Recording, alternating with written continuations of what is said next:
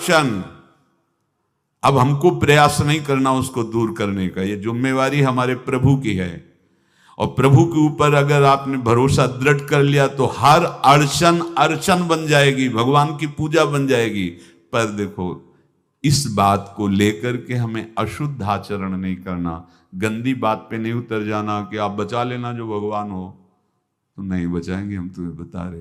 अगर उनको चैलेंज करोगे ना कि सत्संग में सुना है कि आप बचाते हो, बचा लेना भला, तो नहीं बचाएंगे। क्या करेंगे?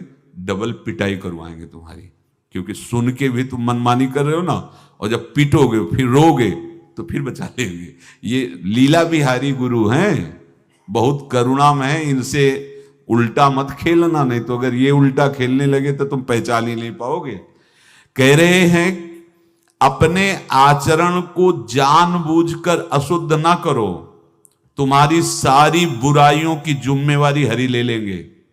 शब्द पर ध्यान दीजिए, जानबूझकर तुम अपनी बुराइयों का प्रयोग मत करो, तुम्हारे में जो बुराई है वो श्री हरि स्वयं स्वीकार कर लेंगे। वो ठीक है, जैसे आग में मल पड़े या चंदन या लोहा पड़े या लकड़ी, आग सबको अपना रूप दे देती है, ऐसे हर बुराई हरि में जाके परम सद्गुण बन जाती है।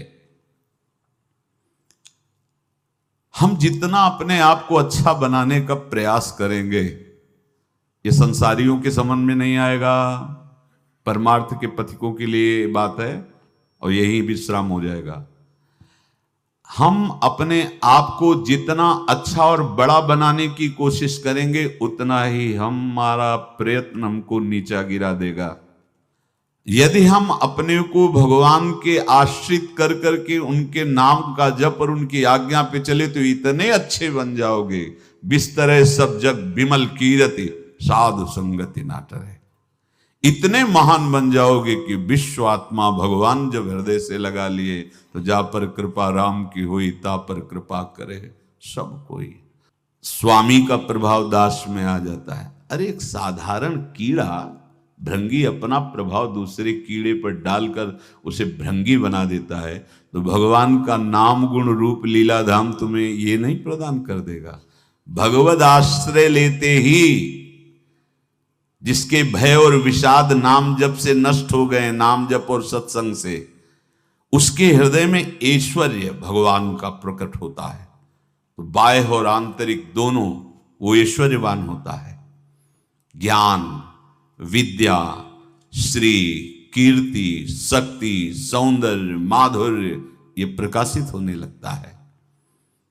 बिना किसी बनावट श्रृंगार के उसके चेहरे पर आकर्षण होता है, देखते ही हृदय लुभायमान हो जाता है।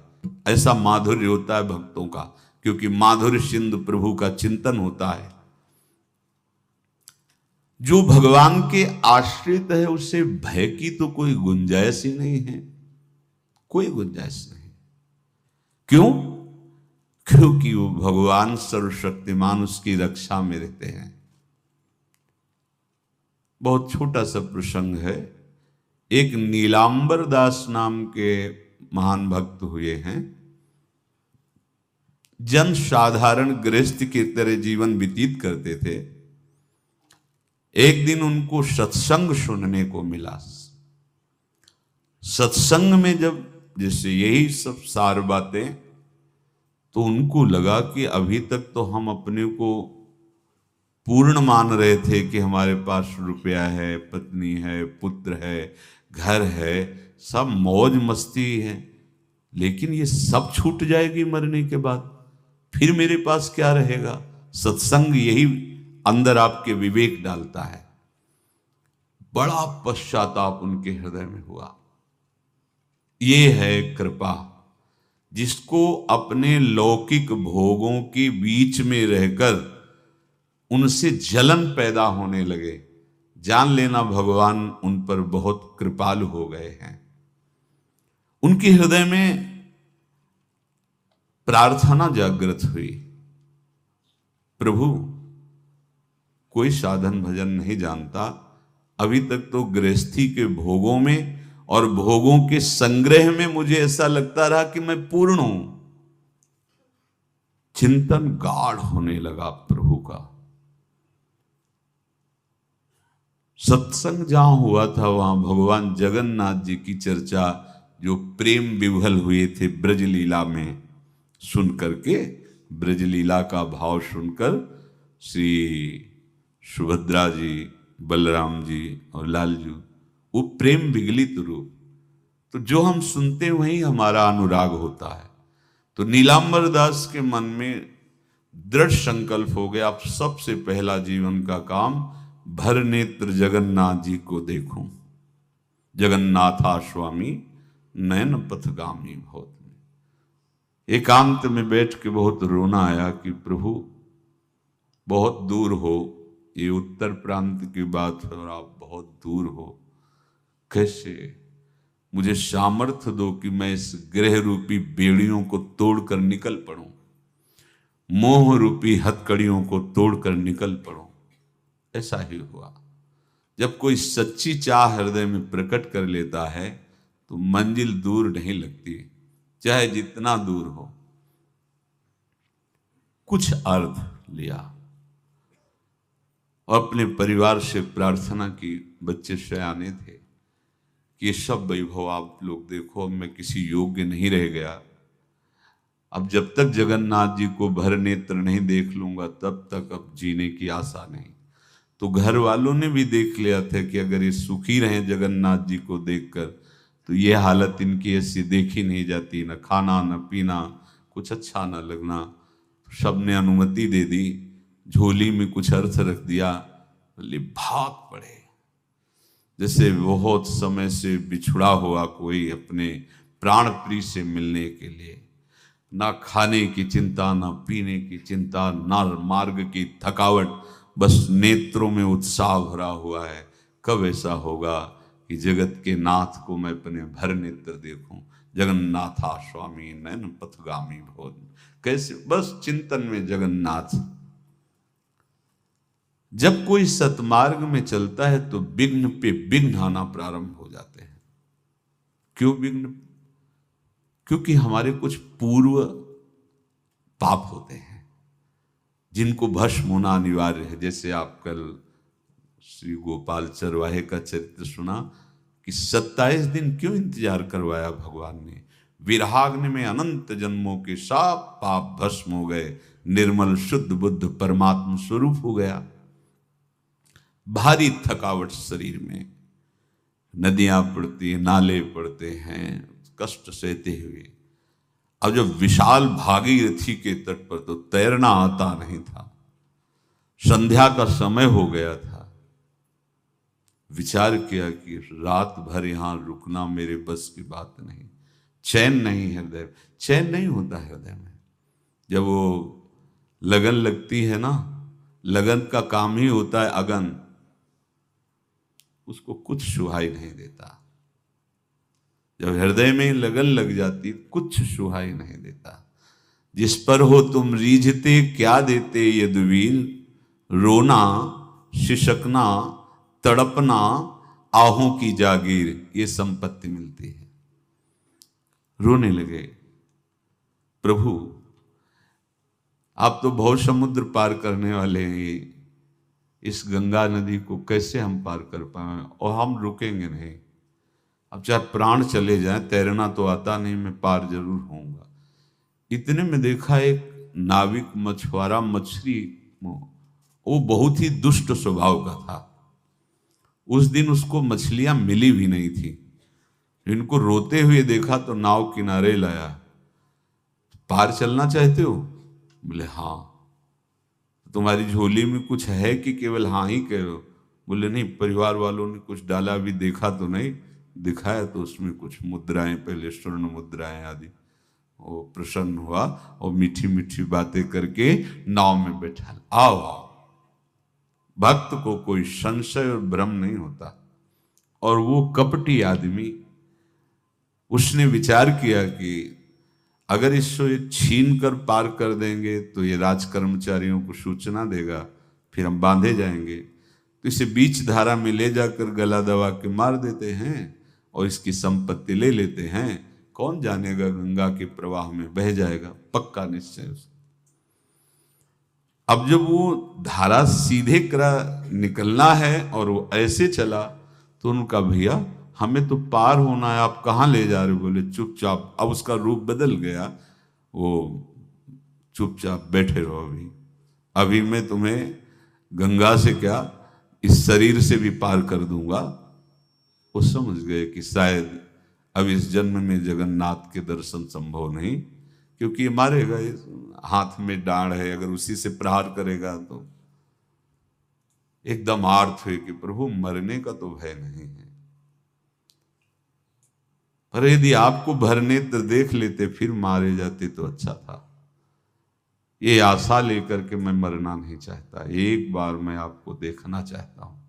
भय बिल्कुल नहीं हुआ, भय विषाद भक्त को नहीं होता।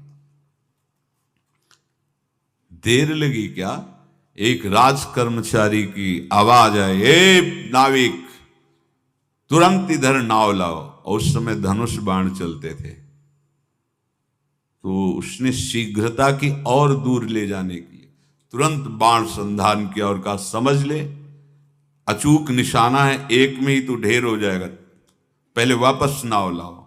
अब वो घबरा गया, वापस नाव लाए। तेरे मन में क्या विचार चल रहा है? तू इसको मारना चाहता है? अगर तुझे बचना है तो मेरे देखते देखते उस पार पहुंचा और इनको प्रणाम कर। कौन था ये? कौन ही राज कर्मचारी था? यही है भक्त। निर्भय होता है, उसे कोई भय थोड़ी होता है। बड़े सम्मान से पार उतारा और पूछा तुम्हारा परिचय है क्या इस राज कर्मचारी से? बोले भैया ने जैसे आपसे परिचय नहीं, ऐसे उनसे भी परिचय नहीं। आप मारना चाहते थे, वो बचा दिए हैं। हमें लगता है दोनों में प्रभु की बड़ी कृपा है, और बस झोली लिए और भाग पड़े। भागते भागते जब जगन्नाथपुरी गए तो ध्वजा दूर से देख के साष्टांग दंडवत की, मानो प्रीतम का इशारा हो गया कि अब हमारा काम बन गया। अब तो जगन्नाथ जी के, और जे ही प्रभु जगन्नाथ जी के सामने गए तो एक बार देखा इतनी प्रेम विकलता कि शरीर छूटा और ब्रजधाम आ गए। प्रभु का विधान संदेह युक्त नहीं होता, निसंदेह तुम्हारे सामने वो विधान प्रकट होगा जिससे तुम्हारा परम मंगल हो जाएगा, परम मंगल हो जाएगा। डरना नहीं। बताया नहीं तो एक बार प्रेम भगत की बात, तो हमारे पास प्रेम जी आते थे, बहुत नाम जापक थे, श्री हरिवंश। तो उनसे पूछा आपकी ऐसी नाम निष्ठा कैसे आई? तो उनका गलती से नाम निष्ठा कैसे आती है? तो किसी पद के अधिकारी थे जिसमें किसी कानून के विरुद्ध उसमें दस्तखत कर देने से करोड़ों रुपया उनको प्राप्त होना था। तो रात्रि में ऑफिस में बुलवा के उन्होंने वो गलती कर दी दस्तखत की। बड़े अधिकारी थे और वो उनको पता नहीं था कि वो षड्यंत्र है, और पहले से कैमरा रख दिया गया था। पूरा वीडियो लेते देते, बातचीत करते, दस्तखत करते, सब प्रमाण। तो सुबह जो उनकी आरती उतारी गई समाज में, तो बस घर वाले भी उनसे कि जैसे पुत्र थे पत्नी कि पिताजी पापा आपसे ऐसी आशा थी, मार दिया हम सब लोगों को आपने। कब हम लोगों ने धन की मांग की आपसे, आप इस अवस्था में ऐसा कर। तो घर से ये वचन और बाहर तो सब उपहास उनका, और उन्होंने निश्चय किया रात्रि में आत्महत्या कर लेंगे। कर्म बड़ा विचित्र होता है। पर वो वृंदावन पहले से आते थे और हरिवंश उपासकों से मिलते रहते थे। गुरुदेव भगवान से भी उनका परिचय था। गलती किसी से भी हो सकती, चूक है, यही तो है ना। कंचन कामिनी कीर्ति, कहीं भी लुभायमान। शायद उनके मन में लगा होगा कि दस्तखत कर लेंगे और मिल जाएगा, वृंदावन वास करेंगे, झंझट छूट जाएगी। कुछ ना कुछ ऐसा आया होगा, क्योंकि वो अधार्मिक प्रवृत्ति के नहीं थे, पर क्रिया तो हो गई ना, वो षड्यंत्र था वो। उन्होंने सोचा रात्रि में अब हम प्राण त्याग देंगे। तो धाम आना और रसिकों के संग के प्रभाव से एक दिव्यता प्रकट हुई। वो सबके सामने सोने का नाटक करके लेट गए, तो परिवार वालों, नजर तो सबकी थी कि विकसित हैं, परिवार वालों को लगा सो गए। तो रात्रि जब सोए थोड़ा ऐसे, तो वास्तविक नींद आ गई और स्वप्न में देखा कि कोई उनसे कह रहा देखो तुम्हारे सिरहाने सेवक वाणी रखी है, इसको पकड़ो, मरने की जरूरत नहीं, सब ठीक हो जाएगा। जगह तो सेवक वाणी सिरहाने रखी हुई थी। जैसे एक भक्त को तुलसी दल नामक ग्रंथ सिरहाने रखा, अरे अलौकिक शक्ति संपन्न भगवान और भगवान के पार्षद है, बस सब बात हट गई और उनकी जिह्वा और उनके मन ने, जैसे ना मरने वाले को प्राण मिल जाए कि भाई प्राण रक्षा, ऐसा को श्री हरिवंश हमारे रसिक समाज में जब वो आते थे उनका अच्छा सम्मान होता था। तेजों में चेहरा वयोवृद्ध शरीर, श्री हरिवंश ऐसे चलता रहता, बात करते और श्री हरिवंश ऐसी नाम में रति देखी। देखो ना क्या हुआ, घटना क्या थी, दृश्य क्या था, जीवन बिल्कुल व्यर्थ हो क्या गया, लोक सम्माननीय जीवन बन गया, महात्मा बन गए और भगवत प्राप्त हो गए हैं, उनका शरीर छूट गया है। तो यहां कह रहे हैं कि तुम्हें किसी भी हेतु से अपनी चिंता नहीं अब करनी। प्रभु का विधान निसंदेह परम कल्याण में होता है, तुम्हें संदेह नहीं करना। कड़ुआ हो सकता है लेकिन अवसर तो मिल जाएगा श्री जी की तरफ भागने का। हम अपने को अच्छा साबित करने के लिए पूरा जीवन लगा दें, नहीं भाई, हम नीच आचरण वाले पर हम भागेंगे प्रभु की तरफ, लोक पावन करने वाले महात्मा बन जाओगे। सतरति शा लोकांत, इसको बैठा लो, जीवन में काम आएगी, ये वस्तु काम आएगी, क्योंकि विपक्ष जोरदार है, माया कोई साधारण नहीं है। विश्वासी साधक का भगवान स्वयं जुम्मा ले लेते हैं, विश्वासी साधक का भगवान स्वयं। देखो, अपने मन में तुम किसी प्रकार की चिंता न रख करके ये आज से विश्वास कर लो कि अब मेरे जीवन में जो होगा, मेरे प्रियाजू के द्वारा किया हुआ विधान परम सुखप्रद होगा, परम मंगलमय होगा। विश्वासी भक्त का जब ये स्वभाव निश्चय हो जाता है कि मेरे प्रभु जो करेंगे वो मंगल करेंगे, तो परिस्थिति बुरी दिखाई दे सकती है, परिस्थिति भयावह दिखाई दे सकती कि अब तो सब गया, ऐसा लगेगा। लेकिन वो बहुत बड़े के हाथ में नियंत्रित है परिस्थिति। देखते देखते उस परिस्थिति का परिणाम निश्चिंत, निःशोक और निर्भय कर देने वाला हो जाएगा। भयभीत मत होना। बहुत ही अमृतमयी बातें हैं, अगर अपने साधन पथ पे हम इनको आदर्श मानकर चले तो बहुत जल्दी आनंद आ जाए। किसी भी अड़चन को तैयार रहो, ये काल क्षेत्र है, मृत्यु क्षेत्र है। कुछ भी, कभी भी, कहीं भी, कैसे भी, सबके सब मर सकते हो। अभी यही खंबा टूट जाए, बिल्डिंग गिर जाए, सब मर जाओगे। कहां जाओगे? जहां ऐसे सुन रहे हो ना, ऐसे निकुंज में चलेंगे। अब हमें किसी भी अड़चन से कोई भय नहीं, किसी भी अड़चन से भय नहीं। आप ये खिलवाड़ मत समझे।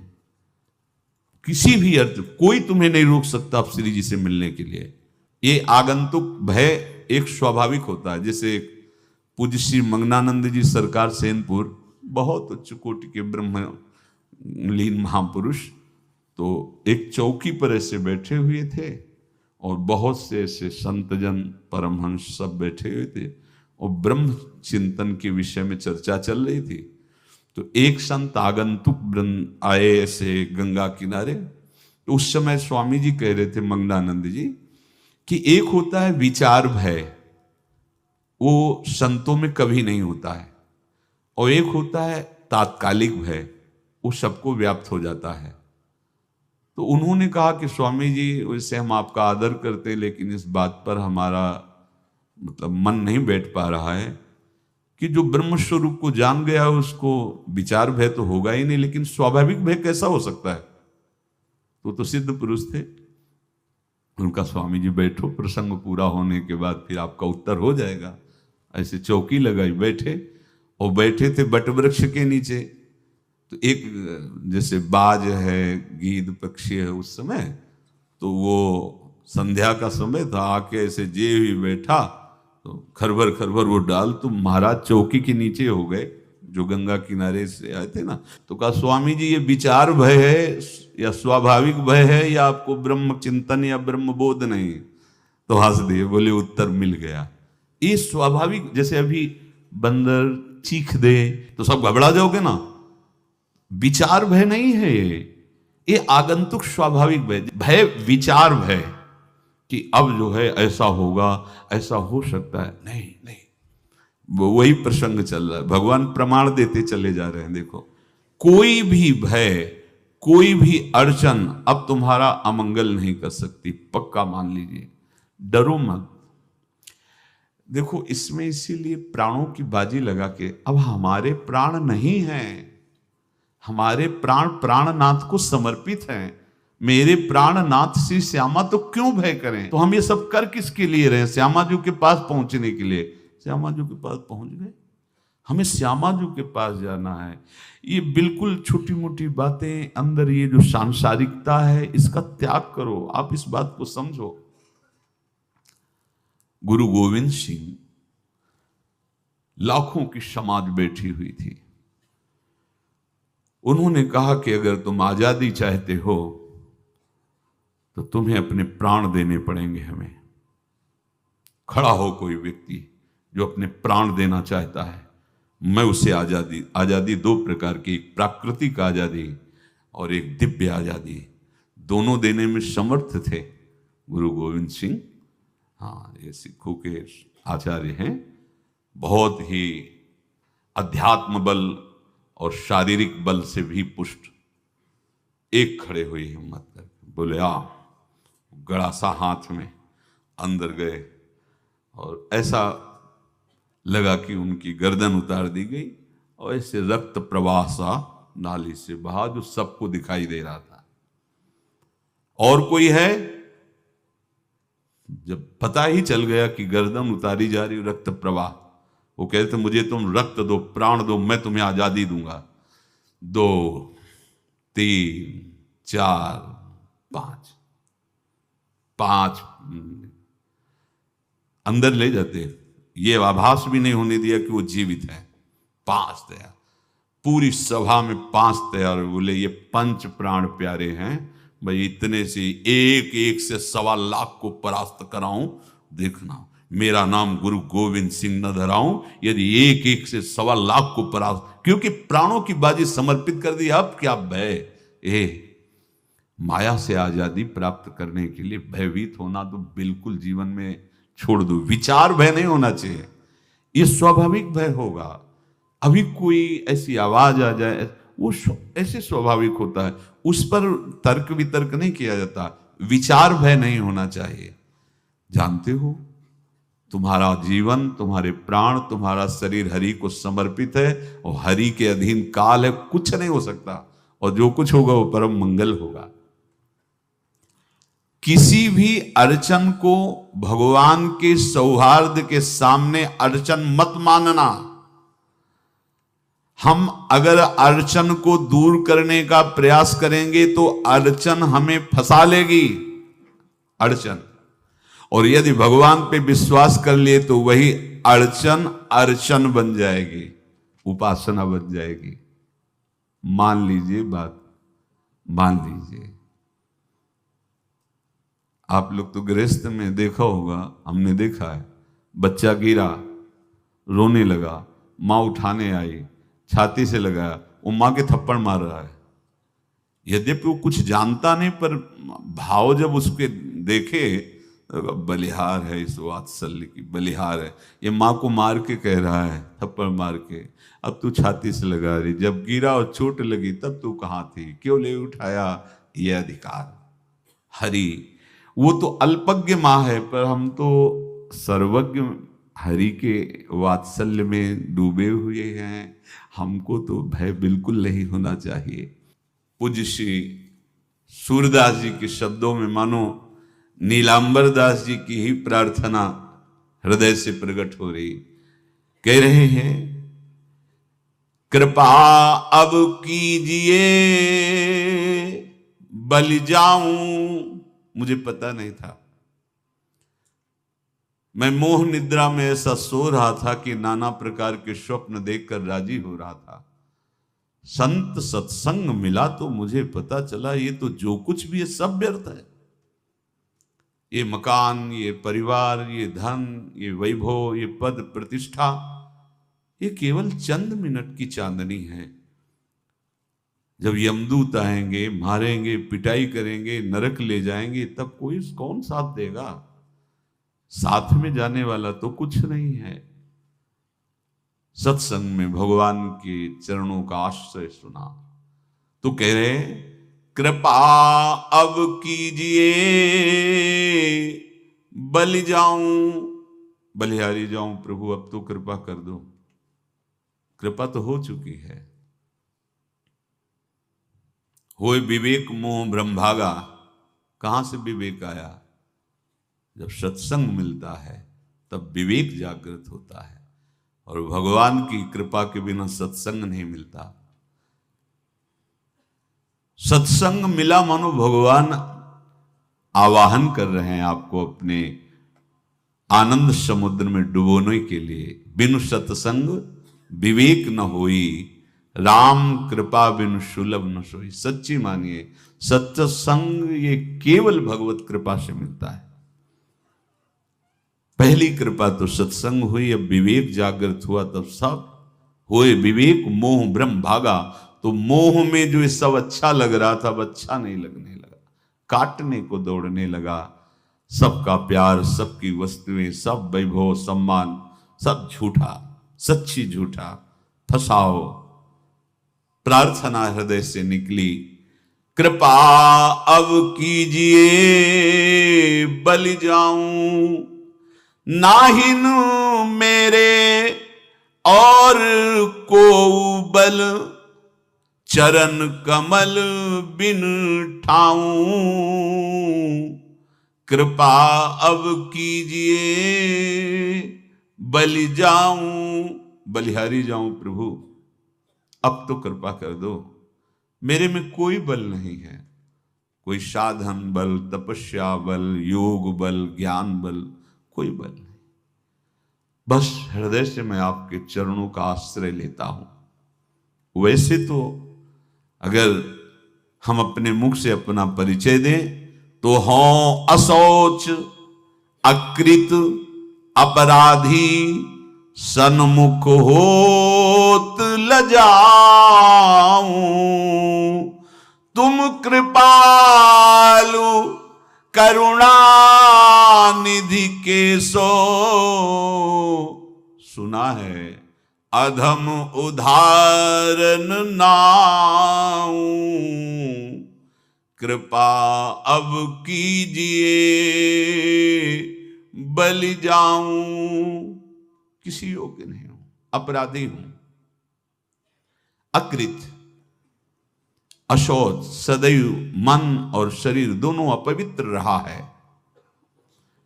यद्यपि किसी लायक नहीं हूं, आपके सन्मुख होने में लज्जा लगती कि कहां मैं नीच अधम और कहां आप परम पावन पुण्य श्लोक प्रभु। पर सुना हमने सत्संग में कि आप बड़े कृपालु हो, करुणा निधान हो, तो हे कृष्ण, हे अधम उदाहरण, आपकी महिमा सुनकर हिम्मत पड़ रही कि अब आपके चरणों की तरफ मैं बढ़ूं।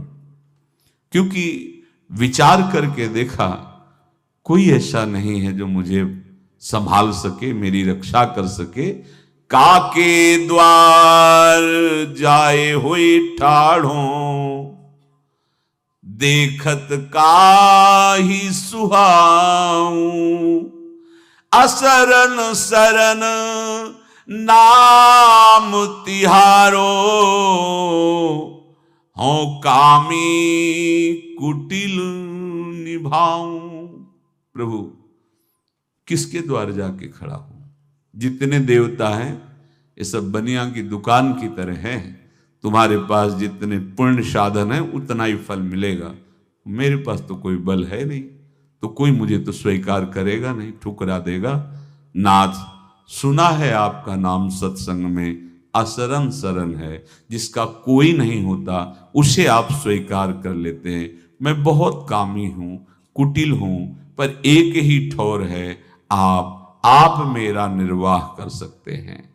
कलुषी अरु मन मलिन बहुत, मैं बहुत कलुष हूं, बहुत मलिन मन हूं, पर बिना स्वार्थ के आज तक कोई काम किया नहीं, तो आपसे भी सौदा करके ही शरण में होऊंगा। सेत में तो न बिकाऊं, तो आपसे भी सौदा है हमारा। सेत में शरण नहीं हो जाऊंगा आपकी, यद्यपि मैं ऐसा बता दिया पूरी। देखो भक्तों का हृदय कैसा होता है। हाँ, क्या चाहिए आपको, क्या चाहिए? तो सूर पतित पावन पद अम्बुज, सो क्यों परिहरि जाऊं, कृपा अब कीजिए बलि जाऊं। सेत में नहीं बिकाऊंगा, आपके चरण का मोल लूंगा। सदैव आपके चरण हमारे हृदय में रहे, मेरा मन आपके चरणों के आश्रित रहे। ये दे दो, अब मैं आपका ही हो गया, बिक गया। ये मूल्य आपको देना पड़ेगा। आप अपने चरणों का आश्रय और अपना चिंतन। हमारी तुम्हारी होड़ पड़ी है, ना जाने करिहो कहा तुम नागर नवल हरी, मोहि प्रभु तुम सो होड़ परे।